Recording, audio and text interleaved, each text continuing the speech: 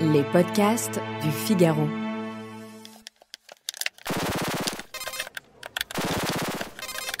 À quoi ressembleront les jeux vidéo du futur ?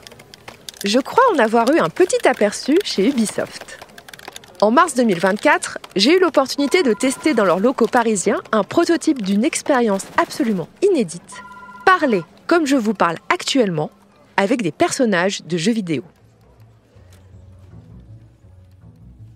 Ce prototype, qui s'appelle Neo NPC, repose sur la technologie de l'IA générative.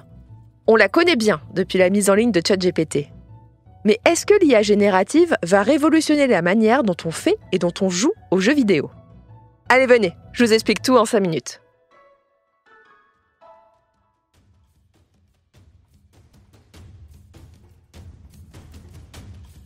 Dans les jeux vidéo actuels, il y a énormément de dialogues. Mais en tant que joueur, nos choix sont limités. Soit nous n'avons aucun levier sur le fil de la discussion, qu'on suit comme dans un film, soit le jeu va nous permettre de choisir parmi 3 ou 4 réponses différentes. Parfois, nos choix vont avoir un impact sur la suite du scénario, mais le plus souvent, cela ne change rien du tout. Avec le prototype d'Ubisoft, j'ai pu discuter à l'oral avec un micro-casque, avec un personnage qui me faisait face sur une télévision. Dans ce scénario, je venais d'intégrer un groupe de la résistance et je devais en savoir plus sur leurs activités et leurs objectifs.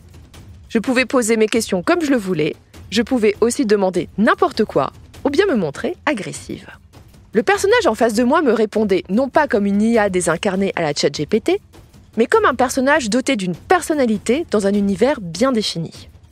Par exemple, quand je lui ai demandé de résoudre un problème de maths, il m'a rembarré en me disant qu'on n'avait pas le temps pour ça et que de toute manière, il était nul en calcul.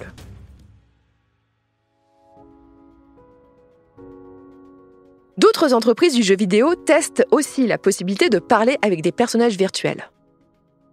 Pour tous, la question à résoudre est simple. Au-delà du gadget, est-ce que cette fonctionnalité va réellement apporter quelque chose de ludique et d'intéressant aux joueurs ? Mais la discussion avec les personnages virtuels n'est que la face visible de l'usage de l'IA générative dans les jeux vidéo. Les utilisations les plus fréquentes sont bien moins spectaculaires et moins tape à l'œil. Par exemple, des artistes utilisent des outils de génération de visuels pour donner rapidement vie à leurs idées. Ce sont des ébauches pour savoir si on part dans la bonne direction qu'il faudra retravailler ensuite. On voit aussi des studios qui génèrent des ébauches de lignes de dialogue grâce à l'IA. D'autres vont générer des voix artificielles pour le doublage des personnages. Mais, sauf dans de très rares cas, vous ne verrez jamais ces images et ces dialogues et vous n'entendrez pas ces voix dans le jeu vidéo final. L'usage de l'IA générative est très souvent cantonné à ce que l'on appelle la pré-production, soit tout le travail pour valider la direction artistique et ludique d'un jeu avant de partir dans le dur, la production finale. C'est de la prudence, qui s'explique par plusieurs aspects. Déjà, il y a une question d'image.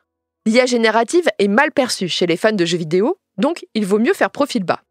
Et puis, imaginez si, quand vous discutez avec un personnage, l'IA se met à dérailler et à raconter des choses horribles, voire super politisées. Le scandale est garanti. Et puis, il y a la question légale. Le statut des contenus générés par des IA est encore très flou. Et la justice n'a pas encore tranché si les auteurs des œuvres à partir desquelles ces IA ont été entraînés peuvent faire valoir leurs droits d'auteur et donc être rémunérés. Ça, c'est un aspect très problématique pour les entreprises du jeu vidéo qui n'ont franchement pas envie de se retrouver au tribunal dans quelques années. Les grands acteurs du jeu vidéo avancent donc sur le sujet IA sur la pointe des pieds. Cela ouvre un marché pour tous les studios indépendants qui peuvent se permettre de prendre ces risques et qui, peut-être, toucheront le jackpot si le jeu est un succès. Mais pas mal de professionnels refusent de toucher à ces outils qu'ils voient comme les fossoyeurs de leurs emplois. Aura-t-on encore besoin demain d'autant d'artistes visuels ou bien de modélisateurs ou d'animateurs 3D si la machine peut réaliser une partie du travail ?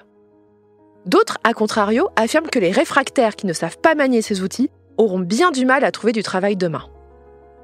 Comme me le confie un patron de studio, l'accompagnement du changement sans trop de casse sociale sera le grand défi de l'industrie du jeu vidéo.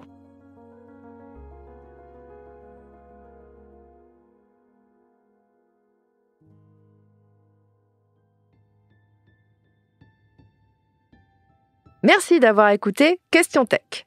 Je suis Chloé Voitier, journaliste au Figaro Économie. Si cet épisode vous a plu, n'hésitez pas à le partager autour de vous et abonnez-vous au podcast Question Tech pour ne pas rater nos prochaines publications. Vous pouvez retrouver Question Tech sur le site du Figaro, sur Figaro Radio, mais aussi Spotify, Deezer ou Apple Podcasts.